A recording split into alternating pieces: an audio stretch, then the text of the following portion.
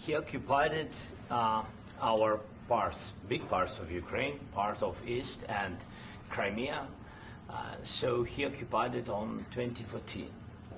So during a lot of years, so I'm not speaking about just Biden, but those time was Obama, then President Obama, then President Trump, then President Biden, now President Trump, and God bless, now President Trump will stop him. But during 2014, nobody stopped him. He just occupied and took. He killed people. You know what the contact 2015. 2014. 2014 and 2015. 2014. Yeah. So I was not here. Yeah, but that's exactly right. Yes, but during 2014 till 2022, yeah, the situation the same. The people are been dying on the contact line. Nobody stopped him. You know that we had conversations with him, a lot of conversations, my bilateral conversation, and we signed with him. Me, like a new president. In 2019, I signed with him the deal. I signed with him, Macron and Merkel, we signed ceasefire. Ceasefire. All of them told me that he will never go. We signed with him with gas contract.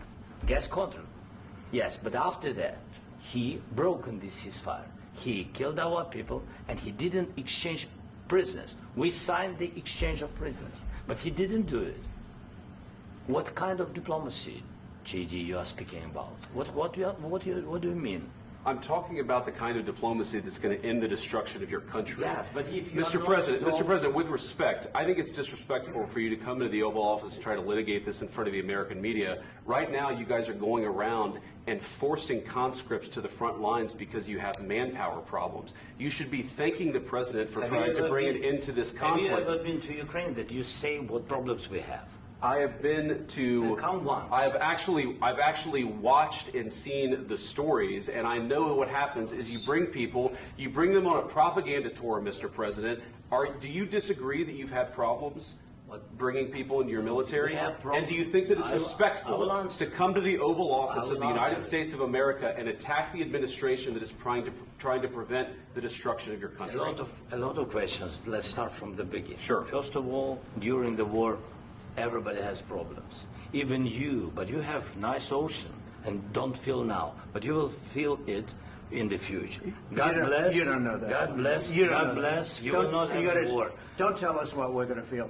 We're trying to solve a problem. Don't tell us what we're going to feel. I'm not telling you. Because you're in no position to dictate that. That's exactly what Remember you're doing. this. You're in no position to dictate what we're going to feel. We're going to feel very good. Feel influence. We're going to feel very good and very You strong. will feel influence. You're right now not in a very good position. You've allowed yourself to be in a very bad position, and he happens to be right about it. From the very beginning of the war. You're not in a good position. You don't have the the cards right now. With us, you start having not cards. playing cards. Right now, you don't. You're playing cards. Mr. President. You're playing cards. Serious. You're gambling with the lives of war. millions of people. You're gambling with World War III. You're gambling with World War III.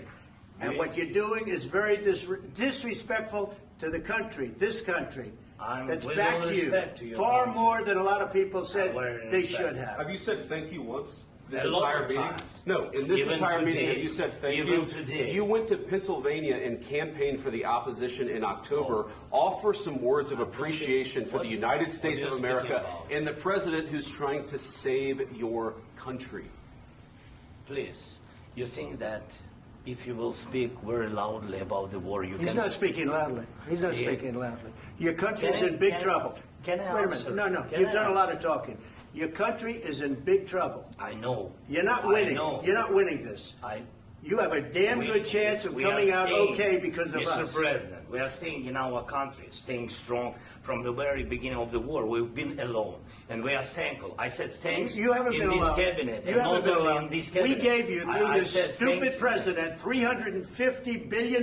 You voted we gave for you your military president. equipment, You and you voted men for are your brave, president. but they had to use our military. What about If you didn't have You our invited military me- equipment, You invited if me you to didn't speak. have our military equipment, this war would have been over in 2 weeks. In 3 days, I heard it from Putin. In 3 days, this is something Maybe new. less. In 2 weeks, of course, It's yes. going to be a very hard thing to do business like this. I And tell you. to say thank you. I said a lot of times, Except that American people. except that there are disagreements, and let's go litigate those disagreements rather than trying to fight it out in the American media when you're wrong.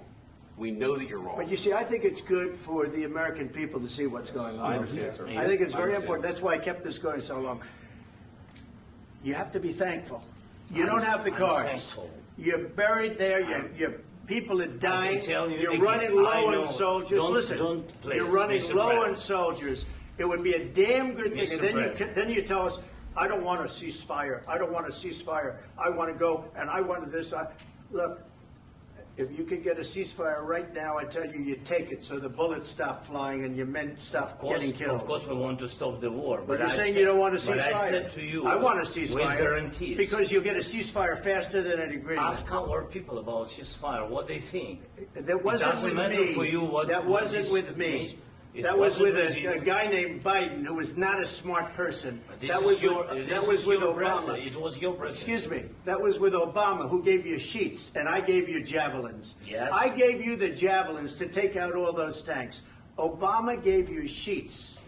In fact, the statement is Obama gave sheets and Trump gave javelins.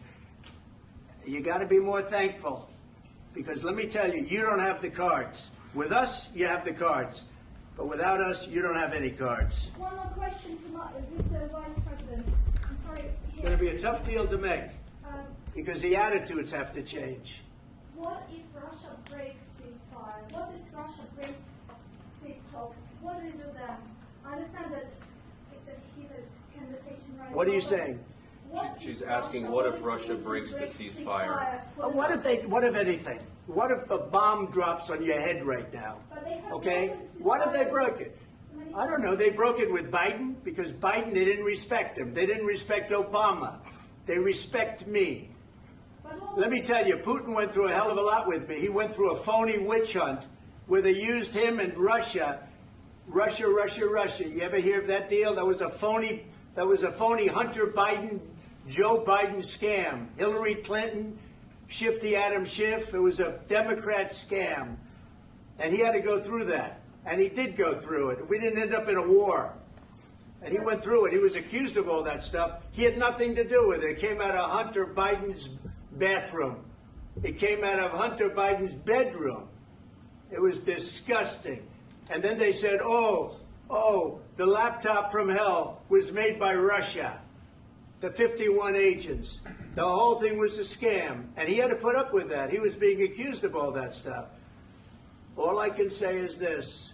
He might have broken deals with Obama and Bush, and he might have broken them with Biden. He did, maybe. Maybe he didn't. I don't know what happened. But he didn't break them with me. He wants to make a deal. I don't know if you can make a deal. The problem is I've empowered you.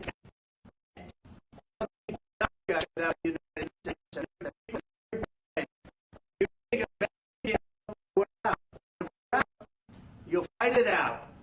I don't think it's going to be pretty, but you'll fight it out. But you don't have the cards. But once we sign that deal, you're in a much better position. But you're not acting at all thankful. And that's not a nice thing. I'll be honest, that's not a nice thing. All right, I think we've seen enough. What do you think? Huh? This is going to be great television, I will say that.